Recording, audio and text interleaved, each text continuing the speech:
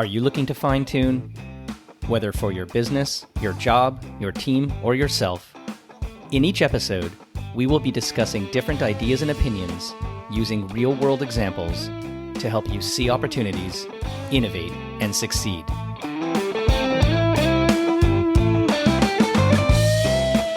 Hi, it's Corby Fine, and welcome to Fine Tune.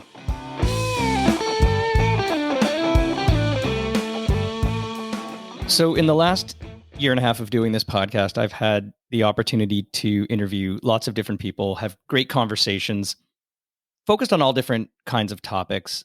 But the focus has really been about innovation, digital transformation.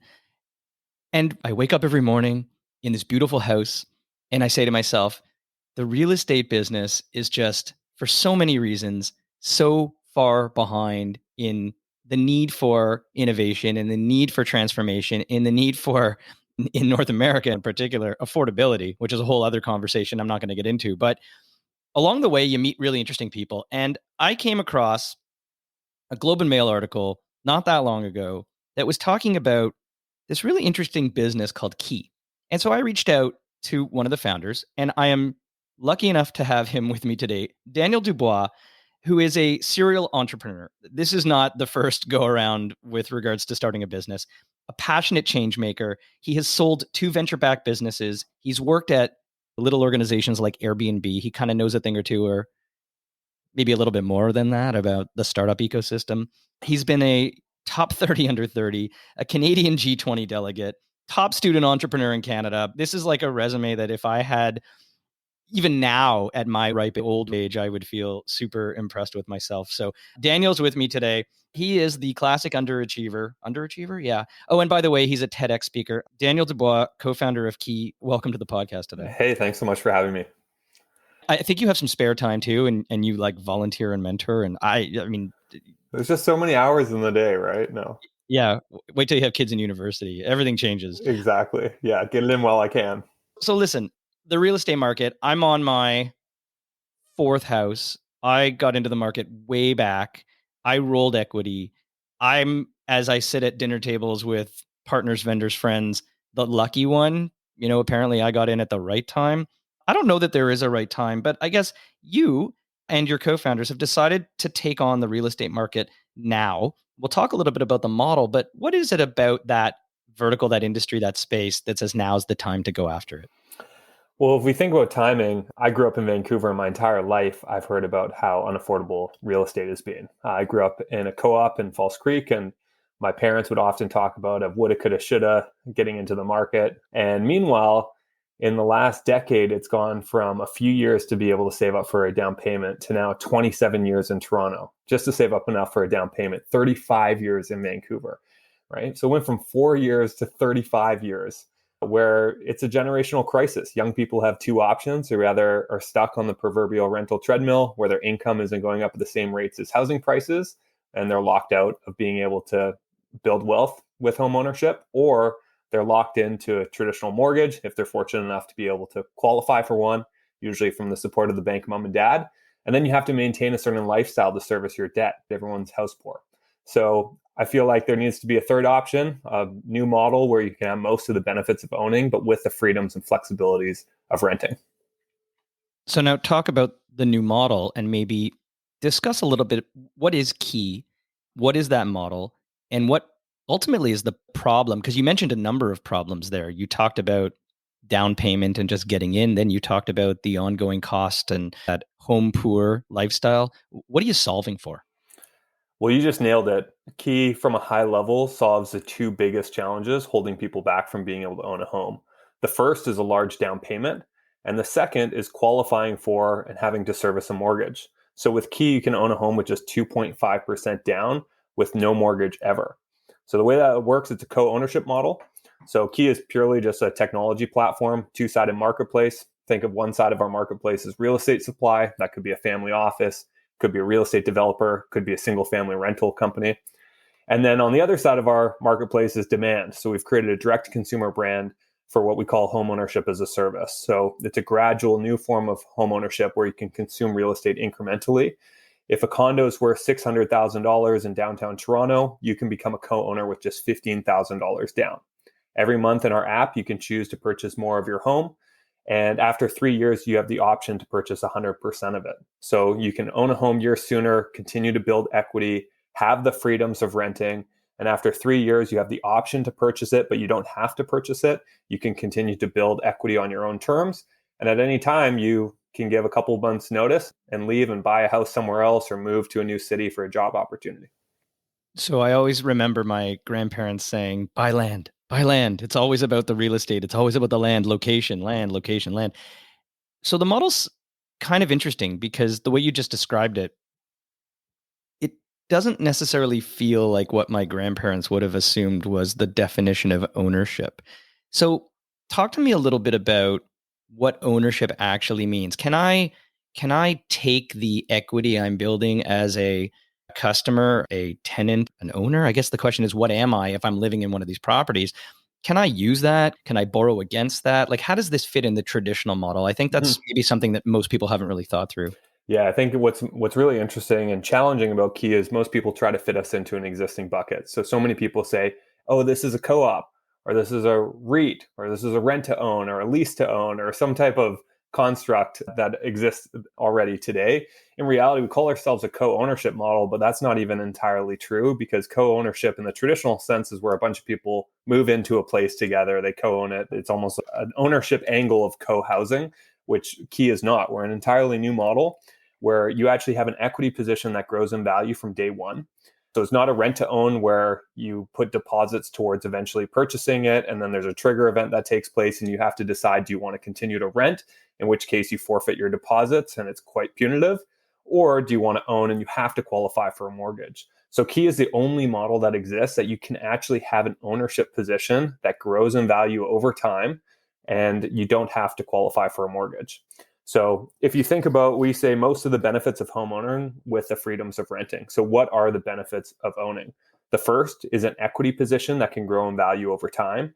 You have that from day one with Key, $15,000. You have an equity position that has leverage applied to it. That's not the same amount of leverage as traditional homeownership, which is also a good thing. So in a down market, you're more protected. And not everyone have crazy household debts like a lot of Canadians and Americans do right now. We have the governor of the Bank of Canada, who's the chair of our advisory board, and this is something he's extremely passionate about.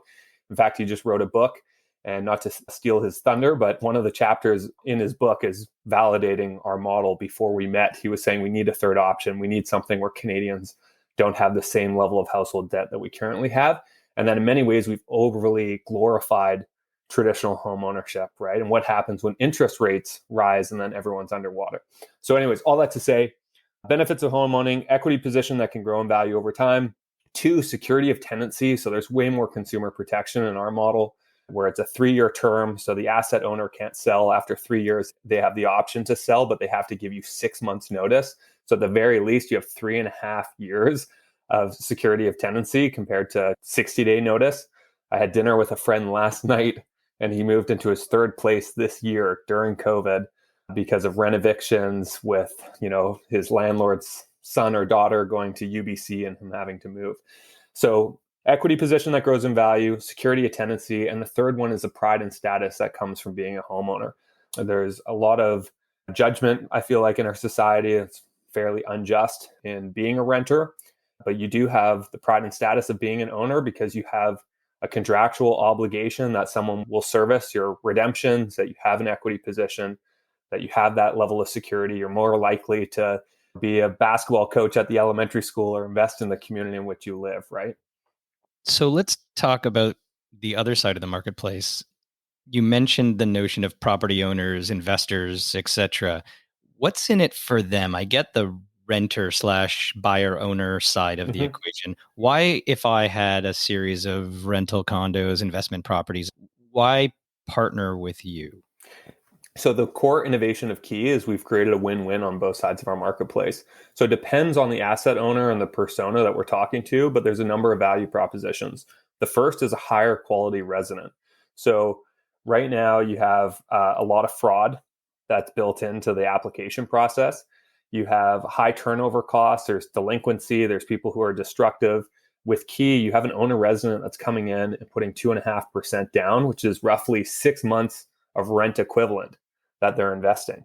So they're far less likely to be delinquent or destructive or not pay rent because you actually have custody and collateral over that investment in case of significant damages. The second is lower customer acquisition costs. So instead of paying brokers or sales marketing efforts, we have a standing wait list. We were having about 100 people joining our wait list every week. Right now, it's about 100 a day, just based on so much media. We've had 200 publications that have written about Key in the last 2 weeks. So far less customer acquisition costs, less risk of delinquency or people being destructive. Owner residents pay a proportionate amount of repair and maintenance. So it actually creates a really strong alignment of interests. So people are incentivized, the owner residents incentivized to actually take good care of someone's home. And then the other side of that is one of the biggest competitors to rentals is home ownership. So there's really high churn right now. You have realtors saying drive till you qualify, or buy land, do whatever you can to get your skin in the game and get a wedge into the market, where now you have an ownership value proposition, so you're less likely to have to move to be able to scratch that itch. And there's a number of different personas that we're working with. So one is multiple families that own real estate, condo here in Toronto. We took a private condo REIT for 70% during COVID to 100% because of just how much demand there is for this model. We're working with developers who, let's say a developer who has a 480 unit building, instead of flooding the market with 480 units, and look at any classic marketplace dynamics of supply and demand, you don't want to flood the marketplace with supply. And then you're also paying for sales agents, realtor commissions, sales offices, all of that. With Key, you can attach real estate to our platform and gradually sell on the way up. So it makes a lot more sense than locking in the value day one. We're a plug and play solution that's super easy for developers to then sell gradually and ride the appreciation. And then a very interesting vertical that we've been diving deep into is single family rentals. So there's a narrative right now of Wall Street buying up Bay Street. There's a lot of capital that's getting injected into purchasing single family rentals.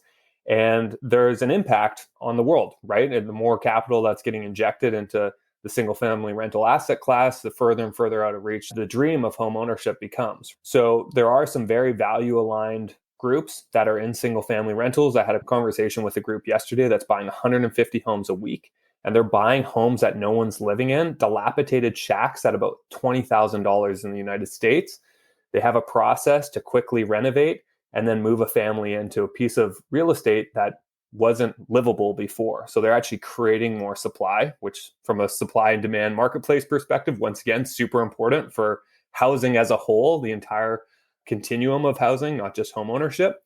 And for them, now there's a really strong ESG component where they can not just provide housing for blue collar workers, but they can actually help people transition from being a renter to a homeowner, and they can create programming to accelerate that timeline. And right now, Key isn't working with blue collar workers. It's something we'd love to support more Canadians and Americans to be able to own a home, but most of our real estate, in fact, all of our real estate is B plus, A minus, class A type real estate supply. There's some incredible stories and verticals, and I hadn't really given thought to the notion of the high quality tenant because they've got skin in the game. Essentially, they're trying to get to the point of ownership of either that asset themselves or a different asset. But yeah, what an interesting one. They're not transient university students where the owner decides to kick your friend out in Vancouver because their nephew, niece, son, or daughter decides to go to university. Interesting analogy. The doing good thing is interesting too, this whole ESG play. And I guess you've worked in a space before with regards to organizations like Airbnb that are, I guess I would call on the line of the gig economy. And so this I could see as well, Key being an enabler of the gig economy workforce actually being able to find a way into home ownership, whereas through the traditional mechanisms of checking your credit score, checking your salary, your income, the T4 from a large institution, those things don't exist. It's a great call out. Yeah, you can help get through that and maybe enable an entire portion. And I think the last stat I saw was 35% of North Americans have some sort of secondary gig economy income, whether it's selling secondhand items on an eBay platform or actually doing things like Airbnb or Uber. Is that a space you're looking at? So one of our owner residents his name is Jordan Taylor. He was the front page of the Toronto Star newspaper. He was featured in the number one spot on Apple News last week, and he's a gig worker. He does music production, audio, podcast editing on Fiverr and other platforms. And home ownership was far out of reach for him, especially as an entrepreneur, right? He doesn't have employment history because he's self-employed gig worker. We had a single mom who's an Instacart shopper who was able to buy a house in 15 minutes, pulled over on the side of the road on her iPhone. We've completely digitized the entire process. Jordan Taylor, the gig worker, went from an Instagram ad to living in the home in which he co-owned in 23 days. 23 days. So just to let that sink in for a minute, when you look at the years that it takes to save up for a down payment in the first place. By the way, in the last year, home ownership, the number of years it takes to save up for a down payment has gone up 2 years. So once again, that number is actually moving higher and higher faster than the rate of time right now. So it has like escape velocity behind it. And then, 15 minutes on the side of the road on an iPhone and 23 days from an Instagram ad, having never heard about Key, to actually living in the home which you co-own. Yeah, come on, 23 days only because he had nothing to move in. So he didn't have to wait the 4-week delay for the movers in this city. Yeah. So that brings me to one other topic. So the enablement of those kinds of experiences is fundamentally digital. It's fundamentally in your hand. It's mobile first. It's quick decisioning. It's real time. Maybe talk a little bit about any of the innovations in technology. I mean, marketplaces have been around now for quite some time. Is there anything specific in the way you've architected or built your system from a tech stack or a data analytics stack that might be of interest? For sure. You mentioned why now at the beginning of our conversation, and we talked about the why now of just how unaffordable real estate is and this generational crisis of squeezing an entire generation outside of being able to own. But a bigger why now, or equally as strong, is Key couldn't have existed 4 or 5 years ago because the fintech innovation and ecosystem didn't exist to the extent that it does today. So for example, we integrate with Plaid in the United States. We've integrated with Flinks here in Canada. We scrape people's deposits to make sure that their attest income matches up with the deposit schedule that they've received to make sure that their income is legitimate.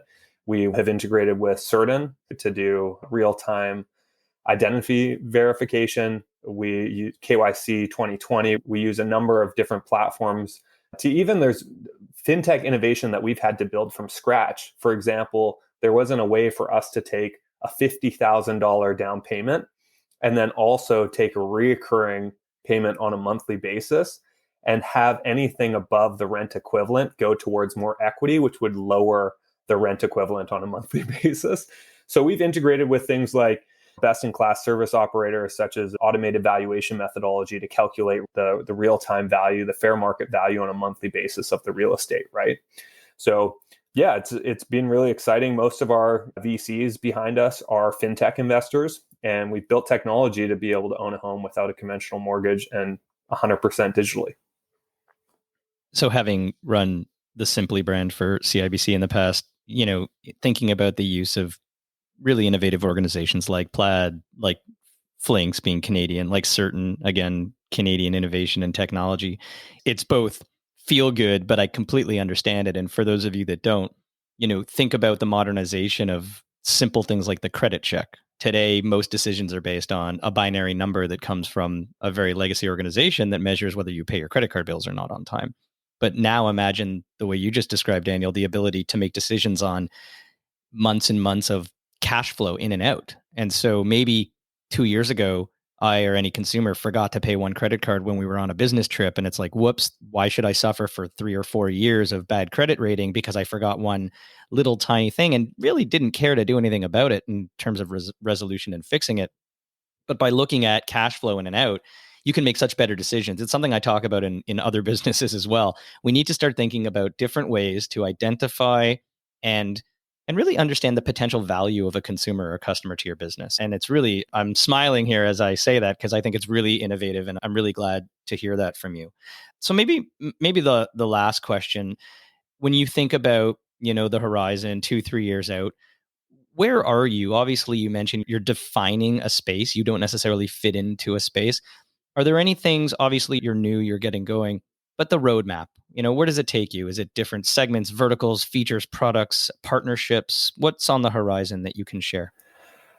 So What I love about podcasts is we get a nice timestamp of where we're at today. We're at a very interesting moment in time where I mentioned we've had 200 publications in the last 2 weeks that has written about us. We have years worth of work that's gone behind the scenes in modeling and working with all three levels in government, filing multiple patents on this ownership engine where the more you own, the less rent you pay, and being able to compute real estate values in real time. So there's a whole intellectual property suite that we've built out.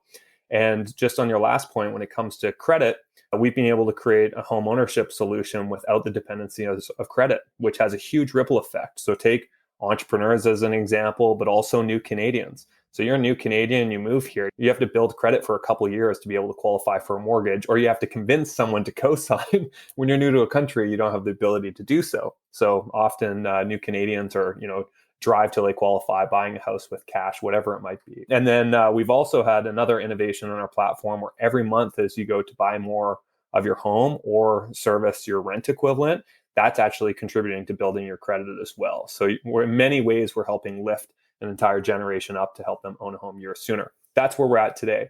This is chapter one. When I sold my last company, I moved from Vancouver to Toronto to join Airbnb full-time. I hired a realtor to help me find a place to buy and realized I wasn't at a point in my life that I was ready for a long-term mortgage. If I was to buy a place and then move to where my team was in San Francisco that year, or was relocated somewhere else, I wasn't going to be getting any further ahead. And there's all these time costs and hassles with traditional home ownership.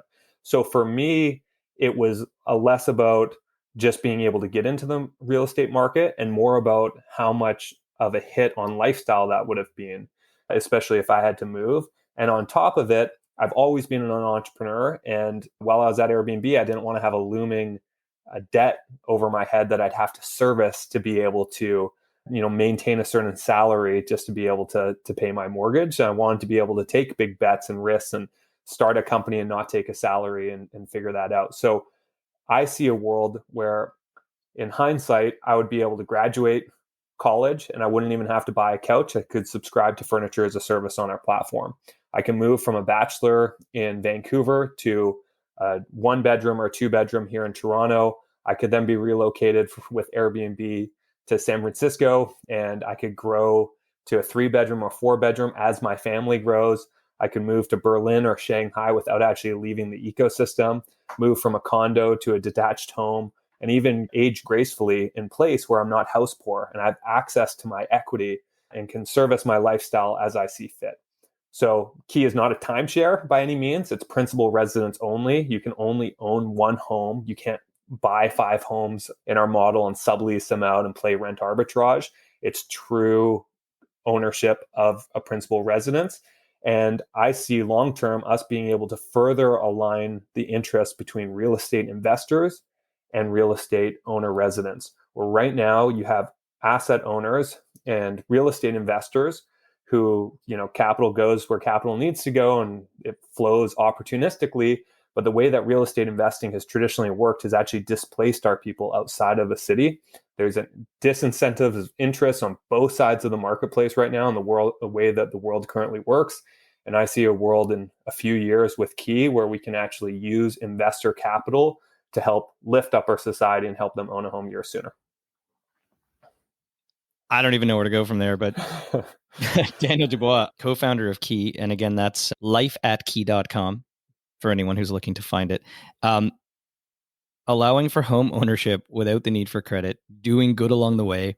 And I can already envision the commercial starting with that smiling new grad walking into the front door of their empty condo with furniture as a service full, and all the way through their life stages until they decide to go back to that same condo. So you see where I'm going with this commercial, the creative direction. It's the same condo, but it's 45 years later. The furniture is now modernized, but that full life cycle, it's such an interesting story. Thank you for explaining it to me today. I see so much potential in this. And I think that 2-time exit is going to go to 3 at some point, or maybe this is just going to become the world's biggest real estate business, and who knows. But congratulations on the model. Good luck. And it's now 201 publications that are talking about you. So thanks for spending the time with me today. Yeah, thanks so much. Really appreciate the support. Take care. You've been listening to Fine Tune. If you haven't done so already, please subscribe to the show wherever you get your podcasts. You can connect with me on Twitter at CFine, through LinkedIn at CorbyFine, or visit my website, corbyfine.com.